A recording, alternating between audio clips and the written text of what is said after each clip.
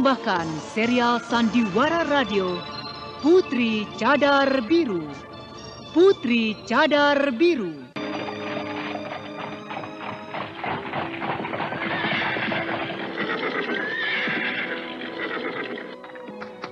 Kakang Danyang, Kakang boleh berlatih ulang pancaniti dengan tenang sekarang. Dengan jarang muncul, nama Danyang Kecapi Buta akan semakin ditakuti, Kakang. Baik-baiklah menjaga diri. Iya, terima kasih kalau begitu. Terima kasih. Putri, Bidadari, Dwi, sampai jumpa. Putri Cadar Biru, sebuah sandiwara radio penuh tragedi menegangkan di kalangan rimba persilatan yang dikobarkan oleh seorang dara jelita akibat cinta yang kandas sebelum terbalas. Putri Cadar Biru, dialah si Ratu Lembah Cacat. Dia yang ditakuti oleh setiap kesatria karena ketinggian ilmunya, namun sekaligus dikagumi karena jelita tiada tara. Putri Cadar Biru, sebuah kisah menawan dengan latar belakang liku-liku perjuangan putra-putra Mataram dalam rangka mengusir penjajah kompeni dari bumi Jayakarta. Kali ini memasuki episode ke-8 dengan judul Pendekar-Pendekar Pulau Rogo. Naskah karya Suarso Yusi Samsidar, teknik dan montase Igne Elfriede, musik oleh Frans Harius dengan sutradara Thomas Age.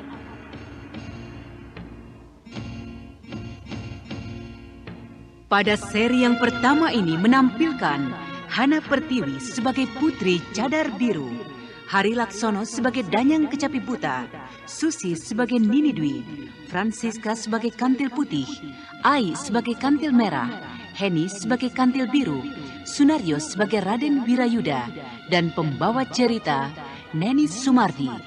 Selamat menikmati.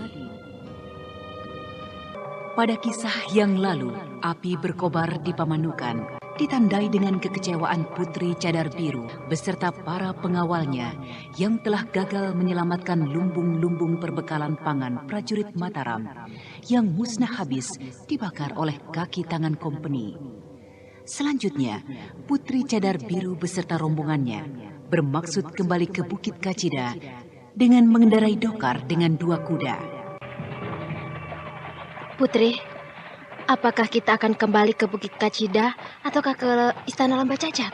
Kita harus menunggu kembalinya Kakang Anusa dari tanah Sunda Kelapa di Bukit Kacida. Sebagaimana kita tahu, anak Seta juga sudah lama kangen terhadap ayahnya. Baru kali ini yang namanya Lembah Cacat mendapat pukulan. Gagal melindungi dan menyelamatkan lumbung-lumbung perbekalan yang berisi persediaan pangan bagi prajurit Mataram yang jalan darat dari arah timur. Kakang Danyang kedengarannya sangat menyesal. Tidak seluruhnya merupakan kesalahan Lembah Cacat, Kakang Danyang. Iya, Kakang. Musuh terlalu besar dan mereka licik serta kianat. Tidak memperdulikan jiwa manusia. Mana boleh kesalahan dipikulkan di pundak Lembah Cacat. Bukankah tindakan melindungi dan menyelamatkan lumbung-lumbung perbekalan itu semata-mata kebaikan Lembah Cacat? Kerajaan Mataram tidak memerintahkan demikian. Apalagi kaum rimba persilatan. Bahkan mereka memusuhi kita. Ya, semata-mata ini hanya karena kebijaksanaan putri kita. Sebagai salah seorang tokoh terkemuka di kalangan rimba persilatan. Anda sekarang masih mendengarkan Sandiwara Radio di channel Memori 80. Pendapat Adik Biru tidak salah, Putri. Perkataannya mirip ucapan seorang duta kerajaan yang bisa muluk-muluk dan melit-melit. Benar juga perkataan bahwa dalam suatu pekerjaan, kita tidak akan bisa mendapatkan seluruhnya. Selalu saja ada yang tercecer. Di satu pihak, kita berhasil mencegah timbulnya permusuhan di kalangan rimba persilatan akibat adu domba yang dilancarkan oleh kompeni dan kaki tangannya. Tapi di pihak lain, kita gagal menyelamatkan rumah penduduk, lumbung-lumbung perbekalan yang sangat penting buat prajurit Mataram. Yang sangat parah, Putri. pembakaran rumah penduduk dan lumbung-lumbung itu justru dipikulkan orang atas pundak kita. Lembah Cacat dicaci maki sebagai pelakunya. Aku pikir tuduhan ataupun fitnah semacam itu memang ada juga manfaatnya, Kakang. Karena semua orang menganggap bahwa Lembah Cacat adalah musuh yang paling utama, maka rimba persilatan masih dapat bersatu. Apa salahnya kalau hanya untuk suatu waktu tertentu? Kakang Danyang, di perempatan depan itu silahkan kau tinggalkan kami. Saudara-saudara di Lembah Cacat juga pasti sangat menginginkan berita mengenai diriku. Setelah selesai sedikit urusan di Bukit Kacida, atau pada kesempatan tertentu, aku akan pulang ke Lembah Cacat. Perintah Andika akan kulaksanakan sebaik-baiknya, Putri. Tetapi apakah tidak lebih baik Putri menugaskan aku menyusul ke Sunda Kelapa untuk mencari warta mengenai pendekar muda Anusagelang? Kupikir dalam hal itu, mungkin aku bersama adik Dwi dan bidadari Pajutelu yang akan melakukannya. Itu pun kalau dipandang perlu. Kita semua tahu sifat Kakang Anusa. Kalau dia tidak minta dibantu, jangan kita membantunya. Karena hal itu hanya akan menurunkan pamornya sebagai seorang pendekar belaka. Baiklah kalau begitu. Aku mengerti, Putri. Aku mohon diri. Adik Putih, Merah, Biru, dan Konini Dwi. Aku tidak akan meninggalkan Lembah Kawu kalau memang tidak karena perintah Putri.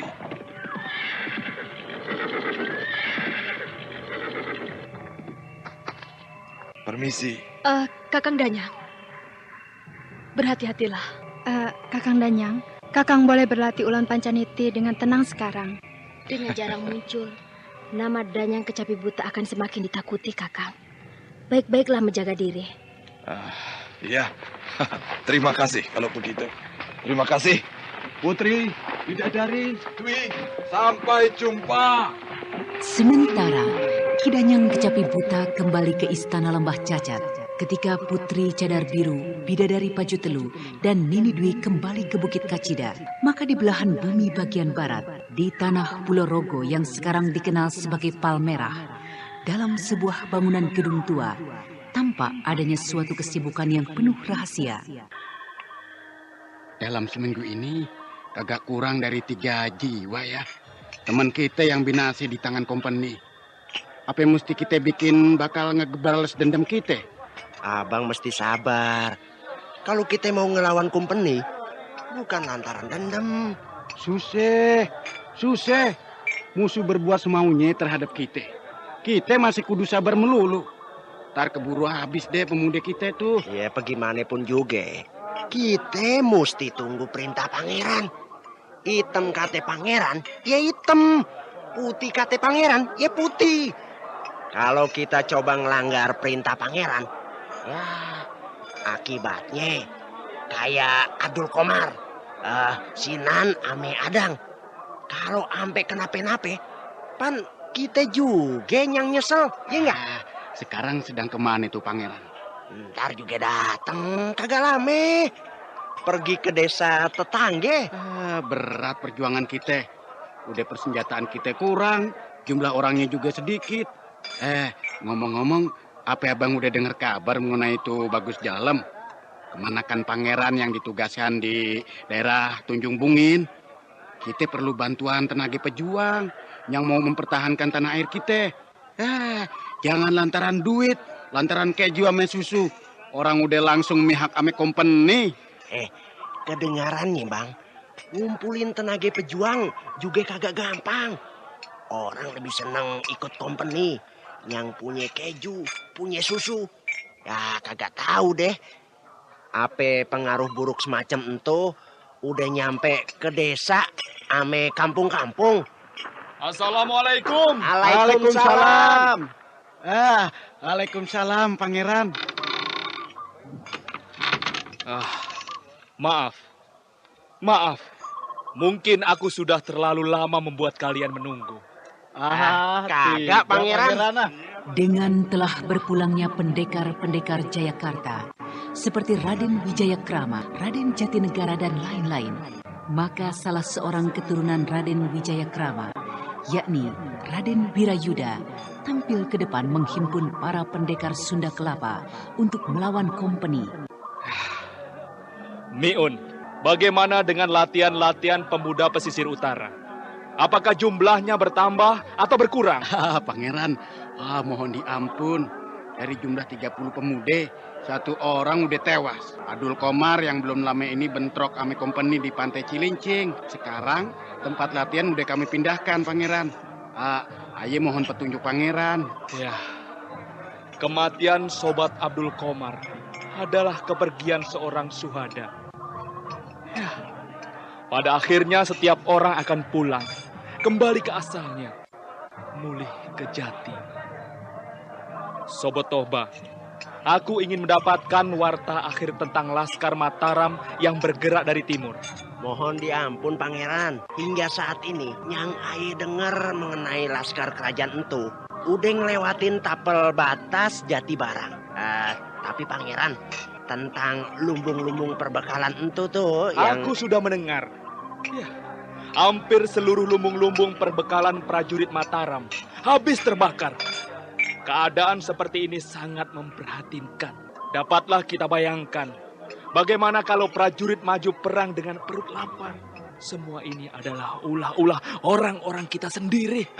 Pangeran, yang aye dengar dari suara-suara orang kampung, dari kandang Haur Gelis, sampai Kademangan Pamanukan, maupun Sukamandi, lumbung-lumbung itu dibakar musnah oleh orang-orang jahat yang dikenal dengan nama para iblis lembah cacat. Ya, mereka itu sangat jahat, Pangeran. Biadab dan suka membunuh, tapi sangat tangguh. Ya, tentang warta itu, aku belum yakin kebenarannya. Menurut akal sehat, para iblis lembah cacat adalah para tokoh rimba persilatan. Dalam hal ini, dan dalam segala tindakannya, orang rimba persilatan biasanya sibuk mengurus golongannya masing-masing. Mereka tidak bermusuhan dengan kerajaan. Walaupun warta yang sampai ke telingaku juga sama dengan yang Sobat Toba dengar, tapi rasanya harus disaring lebih dulu kebenarannya. Apa untungnya kalau orang lembah cacat memusnahkan perbekalan para prajurit Mataram? Pangeran, bukankah Ratu Lembah Cacat yang dikenal orang sebagai Putri Cadar Biru itu adalah keturunan bangsa bule? Ayah kira dia memang membantu kompeni dengan cara membakar lumbung-lumbung perbekalan tuh. Pendapat Sobat Jarkasi tidak tepat. Memang aku dengar Putri Cadar Biru si Ratu Iblis itu keturunan orang bule. Tetapi dia bukan keturunan Walanda. Ibunya seorang wanita Portugis, sedang ayahnya adalah salah seorang tetua Gunung Dieng. Menurut pengalaman yang lalu, antara bangsa bule Portugis dan Walanda tidaklah akur. Tapi Pangeran, menurut hemat aye, kejadian seperti itu kagak mustahil, Pangeran. Iya, tidak salah pendapatmu Sobat Toba. Kemungkinan itu ada saja. Tetapi aku lebih cenderung pada pendapat kita yang lain, bahwa di kampung dan pedesaan kita sudah mulai keracunan keju, keracunan susu ataupun roti. Tidak sedikit orang yang silau terhadap harta benda, sehingga tidak malu-malu mereka mau menjadi kaki tangan kompeni. Sobat Jarkasi, jadi bagaimana dengan Laskar Mataram yang menempuh jalan selatan? Apakah dalam bulan-bulan ini dapat diharapkan mereka akan tiba? Pangeran, seperti juga pengiriman laskar dari timur yang lewat tanah ukur juga, tampaknya akan mendapatkan hambatan yang tidak kecil, Pangeran. Dari salah satu utusan yang berhasil ayah temuin, barisan lewat selatan itu kemungkinan bakal datang bersamaan amenyang dari timur tuh. Pangeran, ada perintah apakah? Perang melawan kompeni ini adalah perang sabil. Perang membela agama dan perang membela tanah tumpah darah. Oleh karena para sahabat jangan berkecil hati. Kita akan mendapatkan perlindungan Tuhan yang Maha Kuasa. Kita tidak sendiri. Dari tetua Perserikatan Rimba Persilatan yang wartanya aku terima sebulan yang lalu, kita akan mendapatkan bantuan tenaga pendekar-pendekar pilihan. Di antaranya adalah putra tunggal tetua Anda perguruan sekarang Gunung masih Putri itu mendengarkan sendiri, Sandiwara Radio yakni di channel Pendekar Memori Grojogan 80. Sewu dan Anusa Gelang. Oh iya. Ada masalah? Apakah dengan pendekar muda itu? Yang ayah dengar pangeran. Pendekar muda Grojogan Sewu entu kekasihnya Putri Cadar Biru. Apa kagak sia-sia bantuan tuh pangeran? Jangan-jangan Nama tetua perserikatan Kiai Ageng Braja jadi jaminan. Tak mungkin tokoh sebijaksana itu mengirimkan tenaga bantuan yang tak berguna. Ya, sayangnya. Entahlah, sampai dengan hari ini pendekar muda itu belum tiba. Kami kita jadi ragu pangeran. Sahabat, ada kabar apakah? Pangeran, kita sebaiknya segera menyingkir. Serombongan kompeni berkuda telah melintasi lembah menuju kemari pangeran. Bagus, kita sambut mereka di batas hutan karet. Miun, bawa orang-orangmu mencegat dari utara ke timur. Dan Topo, barisan bergolokmu menyebar sepanjang batas hutan karet. Dan orang-orang Mujarkasih bikin barisan pendekatan. Siap, pangeran. Nah, segera kita berangkat. Selesai pertempuran, kita berkumpul kembali di markas ini. Maju!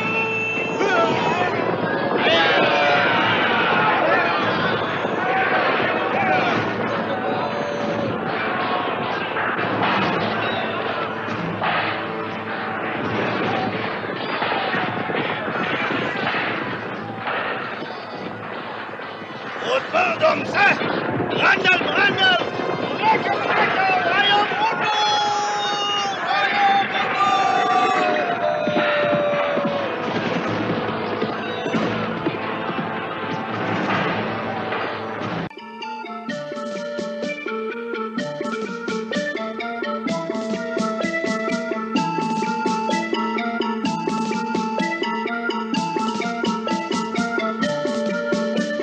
Nah, saudara pendengar, pada gebrakan pertama itu, Raden Wirayuda bersama dengan para pendekar Bumi Jayakarta berhasil menghalau musuh. Dapatkah mereka mengulang terus keberhasilan itu?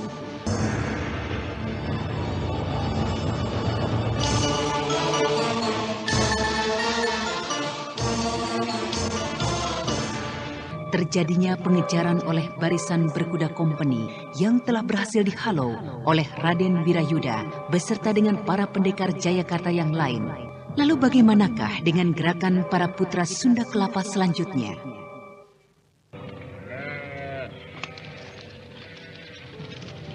Hai orang kampung, orang kampung. Aku dengar di desa ini ada endonan yang mau jadi jagoan ya.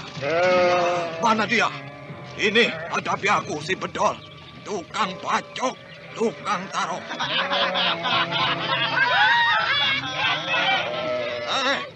Kalau masih doyan nasi sama sambal, jangan macam-macam di kampung Tanjung Bungin. Lawan dulu Ki Bedol ini.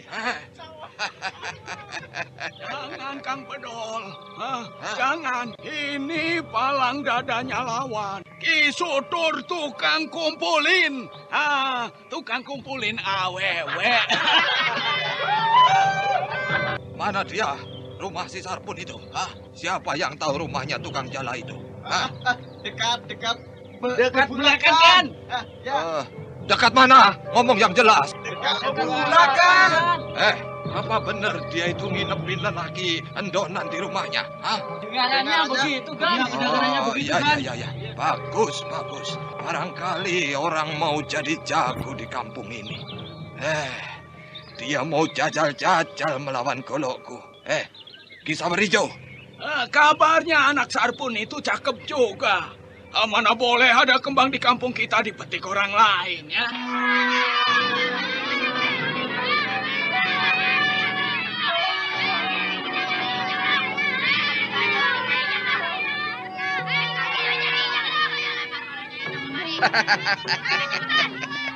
Anak-anak itu sudah mengenal takut. Iya. Itu rumah yang catnya biru itu, rumah tukang cala itu. Oh, iya. Bagus kalau begitu. Orang miskin seperti itu, rumahnya tidak laku dijual 20 liter beras. Berani nyaingin Bedol. Ayo, kita cepat ke sana. Ayo kan, Sarpun, mana dia? Endonan yang jadi jagoan itu. Suruh dia keluar menemui aku. Ini bedol jago Tanjung Bungkit. Ayo keluar. Sarpun. Apa kau budak? Sarpun, ini aku bedol datang untuk menemui tamumu. Mana dia endonan itu? Kiranya ada tamu. Juragan Bedol. Gan. Ayo semuanya. Silakan masuk. Ayo masuk. Tidak perlu. Sarpun, mana calon mantumu itu? Aku dengar kau mau pungut calon menantu yang jagoan ya? Juragan Bedol, mana ada calon mantu dan mana ada tamu? Tidak ada. Tidak ada siapa-siapa, Gan. Jangan mungkir ya. Jangan mungkir, Sarpun. Siapa itu pemuda yang malam Jumat kemarin datang? Siapa? Bukankah itu calon mantu yang jagoan itu? Waduh, Gan Sutur suka begitu. Yang malam Jumat itu datang mah si Rimong, pedagang rajungan dari desa sebelah. Mana ada calon menantu kan? Aduh, anak saya mah jelek. Mana masih kecil lagi. Sudah. Banyak ngomong kamu. Mana itu si pemuda itu? Pemuda mana? Gan Bedol, apakah si Remong? Ya, si Remong itu. Itu yang anak Betawi itu. Mana dia? Nggak ada, Gan. Nggak ada anak jangan Betawi. Bohong kamu ya. Ayolah, silakan masuk. Kita ngomong-ngomong di dalam saja, Gan. Tidak perlu. Pon. Lo kira bisa ngebohongin gue, Mana bisa tamu itu si Rimung tukang rajungan, Kalau potongannya kayak menak-menak begitu. Ayo, bilang terus terang, siapa dia itu? Sungguh kan, masa saya ngebohongin juragan? Anda sekarang masih mendengarkan Sandiwara Radio di channel Memori 80. Pedagang rajungan yang rumahnya dekat warung sate Kasbi itu. Sate Kasbi ngomong. Iya. Jangan pelintut kentut kamu ya. Mau terus terang tidak kamu? Tamunya itu kayaknya sih keturunan pangeran. Tingkah lakunya mencurigakan. Sudah pasti si Sarpun itu menutup-nutupi rahasia itu. Sarpun. Panggil anakmu kemari. Cepat. Kan? Anak dan istri saya sedang di sawah. Mereka tidak ada di rumah. Aku bilang panggil kemari. Untuk apa memanggil mereka, Gan? Bukankah sudah cukup juragan bicara dengan saya saja? Panggil mereka. Aku mau lihat seperti apa anakmu itu, Sarpun. Wah, jangan juragan. Jangan ganggu mereka. Mereka tidak tahu apa-apa. Kasihan, Gan. Jangan ganggu anak istriku. Monyong lo ya. Siapa mau mengganggu anak lu? Ngomong lo. Panggil mereka kemari. Jangan, juragan. Jangan. Kasihan. Jangan. Jangan. Sutur, bawa orangmu. Ambil anak bini si Sarpun di sawah. Seret kemari. Jangan juragan. Jangan juragan Bedol, jangan. Mereka tidak ada di sawah. Bagus. Kalau begitu, geledah rumah ini. Cari di bawah kolong. Aduh, saya mohon jangan. Ampun, jangan. Sutur, lu diam aja lo. Iya. Ada perintah apa? Perintah apa? Lo, geledah rumah ini. Cepat. Beres. Jangan, Gan. Jangan. Juragan Bedol, ampunkan saya. Jangan dirusak rumah saya, Gan. Jangan. Jangan. Aduh. Kalau dirusak, saya tinggal di mana? Anak istri saya di mana, Gan? Ngomong aja lo. Jangan. Di mana anak bini lo? Jangan rusak rumahku. Jangan juragan. Gue bilang lu diem.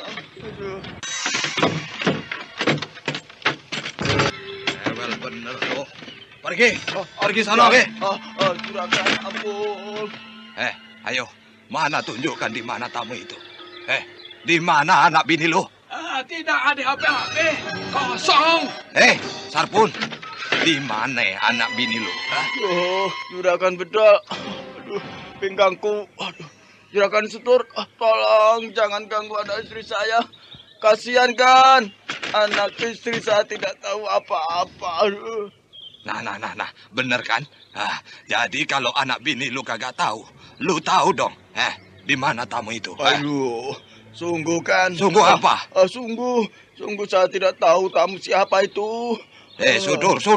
Lu diam aja dari tadi, tolol lu.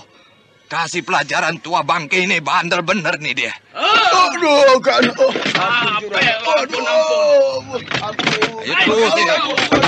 Ampun, juragan Sudur, ampun. Ayo, terusin.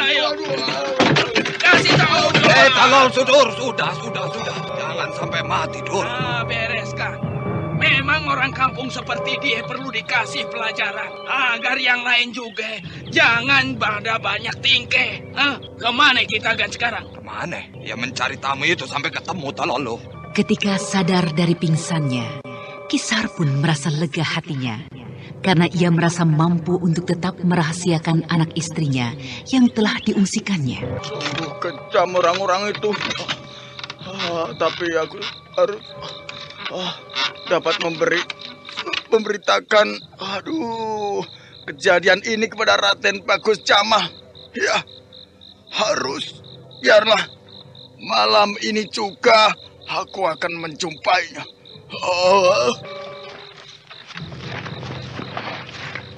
Aku harus jalan melalui bentengan kami agar tubuhku terlindung dari penglihatan orang.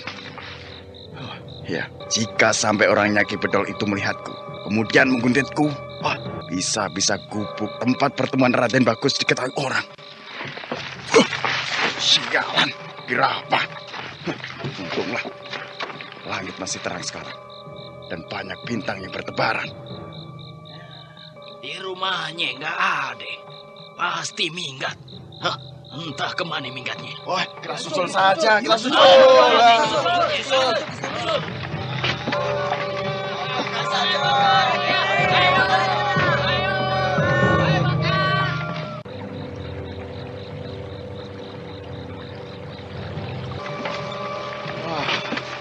Orang-orang itu mau membakar apa? Mungkin mereka telah menangkap ikan atau kodok. Wah, sialan. Orang-orang seperti Ki Sutur dan teman-temannya itu doyan bener makan daging kodok hijau. Wah. Mudah-mudahan Raden Bagus Jamal ada di gubuk pertemuan. Nah, itu gubuk. Nah, ada pelita kelihatan menyala di dalamnya. Berarti Raden Bagus Jamal ada di tempat. Baiklah. Apakah dia berhasil mengumpulkan banyak pemuda atau tidak ya? Di desa Tanjung Bungin dan sekitarnya ini rata-rata orang takut kepada Ki Bedol yang kaya dan ganas dan kejam itu. Siapa? Kira siapa? Wah, aku Sarpun. Oh, Mang Sarpun. Ayo Mang, ditunggu Aden. Sejak maghrib tadi, Den. Oh, ada kejadian. Kami sudah tahu, Mang. Dan kejadian sore tadi yang menimpa Mamang, Aden Bagus sudah tahu. Tapi Aden memerintahkan agar kami menahan diri. Tidak boleh sembarangan bertindak. Waduh. Wah, kalau begitu, ayo kita cepat. Ayo. Wah, sudah berapa orang yang sudah dapat dikumpulkan oleh Raden Bagus Jamal? Ya, lumayan juga, Mang. Terakhir 10 orang dari Muara juga bergabung dengan Aden. 10 orang? Sehingga sekarang mungkin sudah hampir berjumlah 30-an. Semuanya nelayan. Sementara memang begitu, Mang. Soalnya para petani rata-rata takut kepada Ki Bedol yang sering membungakan uang. Mereka sudah banyak yang terbelit hutang budi ataupun takut. Apakah Aden sudah tahu kalau dirinya diancam oleh orang-orangnya Ki Bedol? Kukira sudah, Mang. Siapa? Aku bersama Mang Sarpun. Paman. Bagaimana Paman Sarpun? Badan masih pada sakit-sakit. Ya, lumayan. Aduh, untung juga tidak mati aku, nak. Aduh, mereka sungguh kejam. Ini, lihat. Tulang daging yang sudah tua begini dihajar habis pulang balik. Wah. Terpaksa kami melakukan penjagaan secara berlapis begini, Mang. Aden Bagus memang teliti sekali orangnya. Dia tak mau rencananya rusak gara-gara kecerobohan. Iya, Mang. Aden sangat prihatin atas kejadian sore tadi, Paman. Hanya sayang menurut pertimbangannya, ya kita belum boleh turun tangan melawan.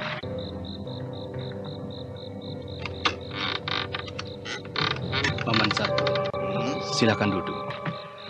Aku sedih atas terjadinya peristiwa sore tadi. Ya, mudah-mudahan Paman kuat menerima cobaan itu. Tidak mengapa, Den. Nyatanya aku toh tidak mati. Setiap perjuangan selalu menuntut pengorbanan, Paman.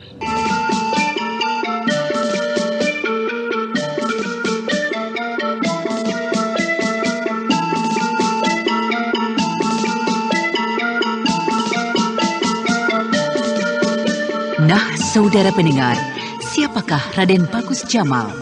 Untuk apa ia mengumpulkan banyak pemuda pesisir Tanjung Bungin itu?